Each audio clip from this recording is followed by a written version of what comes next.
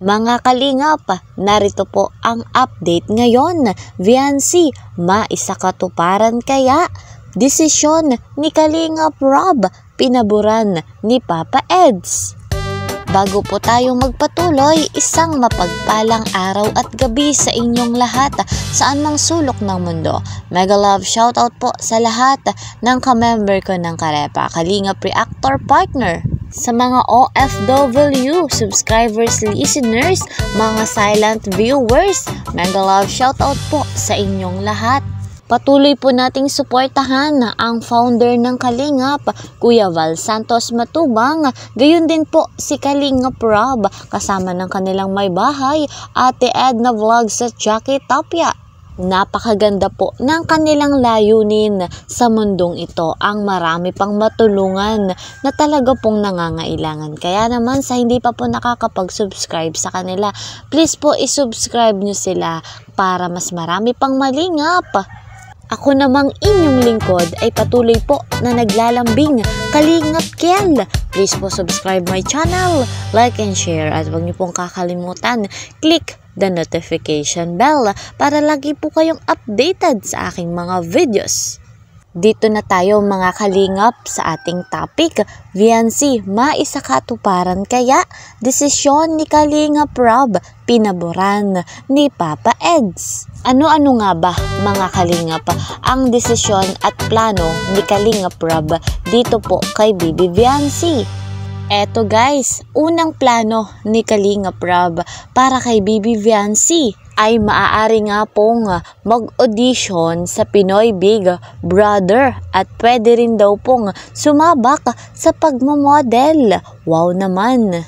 Ang pangalawang plano naman ni Kalingap Rob, maaari pong ituloy ni Bibi Viancy ang kanyang pangarap bilang flight attendant. Ngunit kung mangyayari po ito, mapapalayo siya kay Papa Eds. Naku po, malulungkot ang ating Papa Eds sapagkat sa Manila po yon mag-aaral. Pangatlong desisyon o plano ni Kalingap Rob dito kay Bibi Viancy. Si Papa Eds na nga daw po ang bahala at magdesisyon sa kung anong maganda para dito kay Bibi Viancy. Wow! Eto naman na ang huli at pang-apat. Ayon nga po kay Kalingap Rob, ang kanyang desisyon o plano ay maaaring mag-vlog din po si Bibi Viancy. Napakaganda po ng future ni Viancy sa Kalingap at yung mga plano ni Kalingap Rob dito nga po kay Bibi Viancy, talagang napakahusay.